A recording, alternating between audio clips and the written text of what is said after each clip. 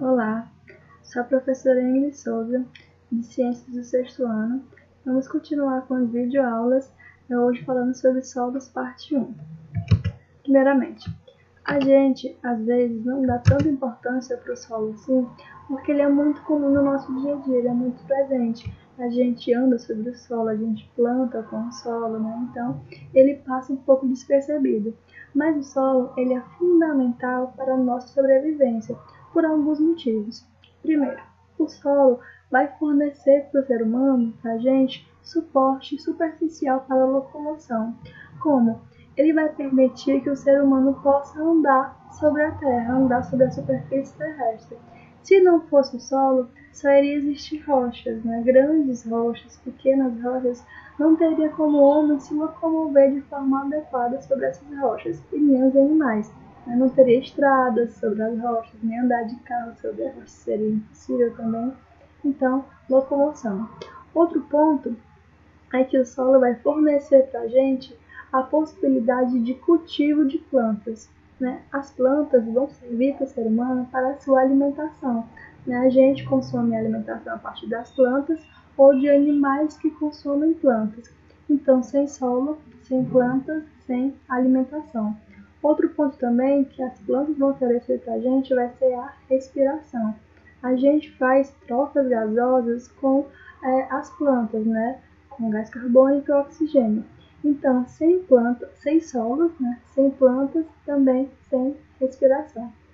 Outro ponto também fundamental que os solos fornecem para o ser humano é a capacidade de escoamento das águas. Quando chove, por exemplo, a gente observa que em pouco tempo a água vai evaporar, né? Ela some dali. Por quê? Porque o solo vai filtrar a água para a parte de baixo, né? Para a parte interior dele. Sem isso, teria uma grande quantidade de água na superfície terrestre, né? Seria um grande lago, uma grande lagoa. Não teria como o ser humano sobreviver nessa superfície terrestre. Outro ponto também vai ser a reciclagem de nutrientes. O solo faz esse papel de reciclar a matéria orgânica. Quando o animal, quando a gente morre, uma árvore morre, o solo vai pegar, faz a decomposição, né, desse material e vai tirar o que ele tem de bom, né, os nutrientes que ele tem de bom, que vão servir para plantar novamente ou para fazer um combustível fóssil, por exemplo. Né? E por fim, o solo também vai fornecer para a gente a sustentação e fabricação para as nossas moradias, nossas casas. A gente pode definir solo como sendo a camada superficial da crosta terrestre em contato direto com os demais elementos do meio ecológico. Como assim?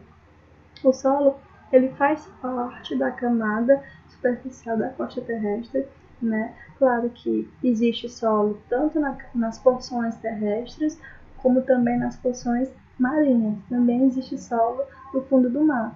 E ambos solos estão em contato com o meio ambiente, né? Seja com animais, seja com a água, seja com o ar, com o ser humano também. Então, é essa camada superficial que está em contato com o meio ecológico. Formação do solo.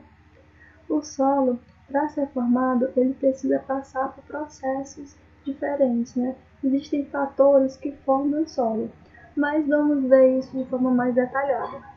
O solo, ele tem a sua composição sendo rochas fragmentadas, rochas quebradas, né? Matéria orgânica, água e ar. O solo, basicamente, a sua principal fonte de formação vai ser as rochas fragmentadas. Vão ter rochas normais, magmáticas, sedimentares, né, ou metamórficas, que vão dar, com o tempo, origem a um solo.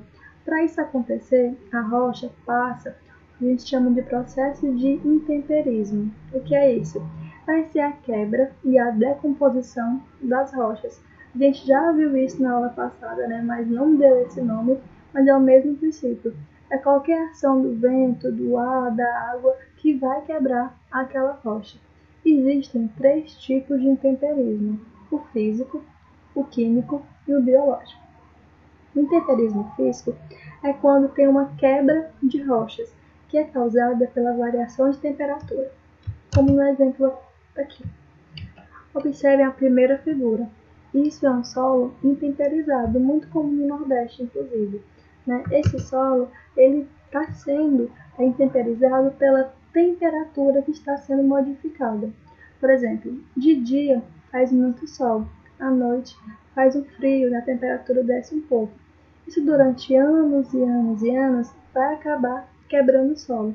Se a gente pensar numa garrafa d'água, a gente colocar uma garrafa d'água no fogo e logo depois colocar a garrafa d'água na geladeira, ela tende a quebrar, né? A se fragmentar. É a mesma coisa com o solo.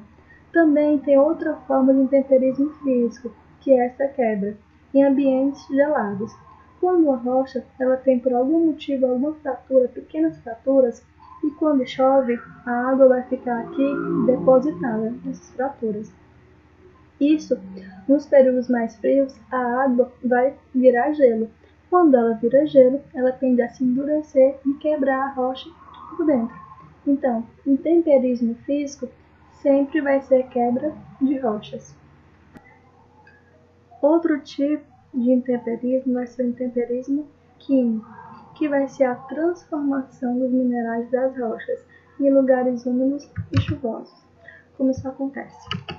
Quando a gente vê uma rocha, né, desse formato aqui, ela está sofrendo intemperismo químico. É quando geralmente é pela água. Quando chove, a água vai infiltrar dentro da rocha. Ela não vai quebrar, mas sim infiltrar. E quando ela infiltra, ela vai modificar os seus minerais dentro da rocha, como se fosse uma modificação interior. Isso vai deixar a rocha fraca e intemperizada.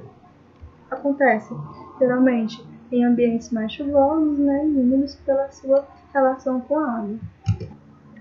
E por fim, a gente tem o intemperismo do tipo biológico, que ele é causado pelos seres vivos, os líquens, os fungos e as raízes de plantas. Como isso acontece?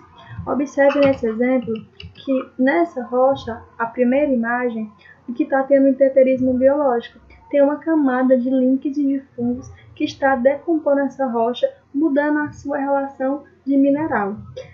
Isso não é intemperismo biológico por quê? Ou intemperismo químico por quê? Porque quem está fazendo esse processo é um ser vivo. Da mesma forma que na segunda foto. Aqui as raízes das plantas estão de certa forma quebrando a rocha por dentro.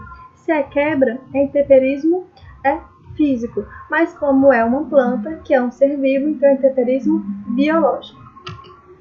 E agora, aqui uma atividade para vocês.